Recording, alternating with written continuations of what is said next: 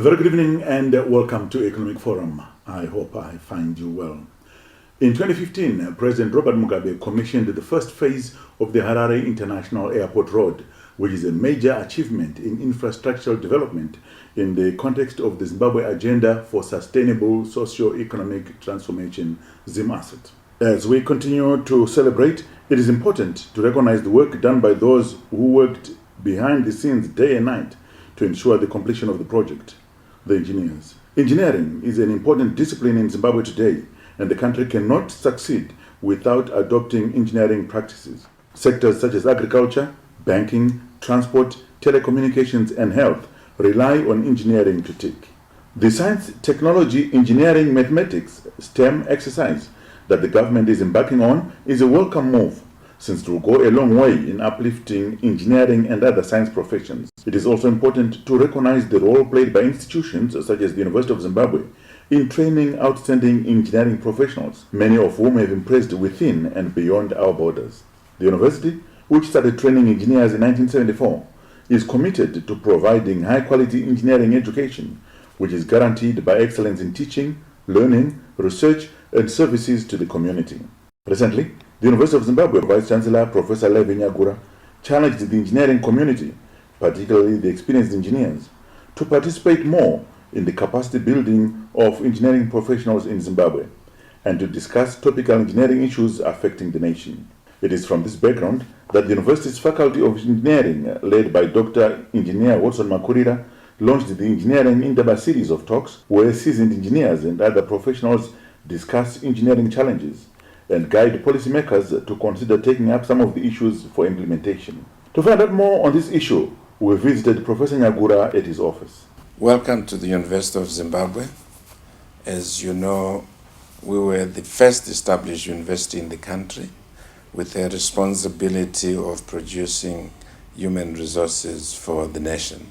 Because we were the only university, we were therefore established as a comprehensive institution, and we do run faculties like engineering, veterinary science, etc. The main motivation was to make sure that all sectors of the economy had well-trained human resources to help the nation to develop. And it is also true that after independence in 1980, we expanded the number of faculties that the institution had, and I think that nearly marked the coming in of the Faculty of Engineering. And the main functions of a university is to provide teaching, research, and community service. Research is important for us to be able to add value to the various activities taking place in the society, but in trying to empower the society, we then do so under community service. And under that community service, dialogue is the most critical thing that must take place. And that is the main reason why we started the Engineering Indaba series, where we bring in people from the private sector, the public sector, NGOs, anyone interested in issues that have something to do with the lives of people, in particular things that are required to improve the quality of life. Almost everyone has got to interact with services or products provided by engineers. It could be water, it could be electricity, it could be, traveling in a vehicle on a good road. It could be issues to do with irrigation. All these are engineering activities that are intended to benefit the masses of our people. And with regards to our desire to promote effective community service, it became necessary for us to have interactions with various stakeholders, in particular various professional bodies, in the engineering sector, in order to bridge the gap between theory and practice. The Engineering Indaba series become a key link because here we are bringing in practitioners to come and talk on topical issues affecting the society. The university recently hosted the second Engineering Indaba series of talks. One of the guest speakers at the event, Professor Yube Savani, presented the topic, "Is moisture in Southern Africa terrestrial or oceanic?" The heart of Southern Africa relies in the north even more on recycled moisture. You see that large part of the oceans do not generate any terrestrial rainfall. What evaporates there falls back on the ocean. The oceanic sources of Africa are surprisingly close to the continent. Our oceanic rainfall source comes mostly from very close by. If you look at months of January, February, and March, you see it's really close by. So we do not have to understand the entire ocean system to know where it comes from. Really, the local precipitation, the local evaporation is crucial. There are two sources of evaporation: interception and transpiration. Most people think that what the green matter evaporates is the most. It's not. Interception is about 50% of all the evaporation. And if you have forest, you get more interception than when you have cropland. Maintaining indigenous forests is extremely important to generate this quick recycling of moisture, because interception comes back much quicker than transpiration. In fact, interception comes back during wet spells, and rainfall always comes in spells. You have wet spells and dry spells. Transpiration takes place mostly during dry spells, whereas interception is during wet spells, which is when rainfall is again generated. So interception is really important. And when we cut all the natural vegetation and do slash and burn agriculture, we are in fact reducing the moisture recycling. He said there's need to plant more indigenous trees to enhance moisture recycling. When you have vegetation, vegetation triggers also precipitation by creating turbulence and by changing the albedo. These things I haven't touched upon, but there are indications that natural vegetation is sort of more facilitating turbulence and breaking through the atmospheric boundary layer, which is a condition for precipitation to occur. We should do water and soil conservation. We should really do rainwater harvesting and improve smallholder farming so that we also have more moisture recycling. For more on the Engineering Indaba series of talks hosted by the University of Zimbabwe, do join us in the second segment of Economic Forum.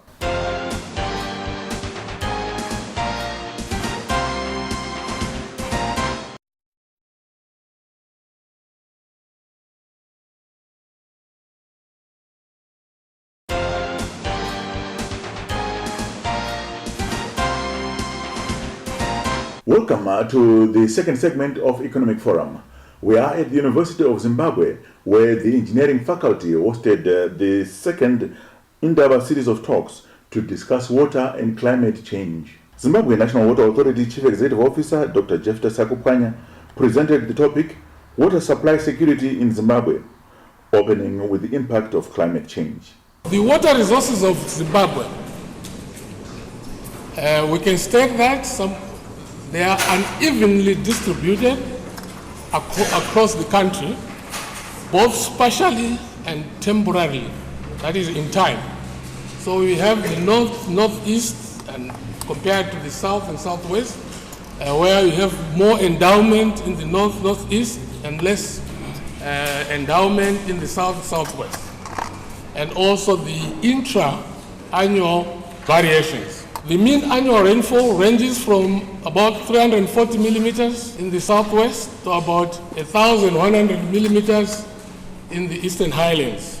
We also have a situation where there's generally a lack of coincidence between water resources endowment and human settlement. I'm sure some of you have always wondered, what are people doing here in these very dry patches? And then you have this very huge concentration of our population. Of course, some of it has to do with our colonial legacy, where the communal areas were located in those very dry parts of Zimbabwe. and we have inherited that situation. Despite the fact that some parts of Zimbabwe are facing serious water shortages, Dr. Sakukwanya said there's still underutilization of water resources around the country. The challenge we have with some of the major dams is that when these structures were built, 10% of the yield was allocated to surrounding communal farmers. But because of lack of resources, to then develop the infrastructure for them to be able to utilize that water. He said Zimbabwe is facing increased water demand, hence the need to use the available water wisely and also increase water reservoirs around the nation. In rural communities, we have seen a situation where the population is also now preferring piped water systems.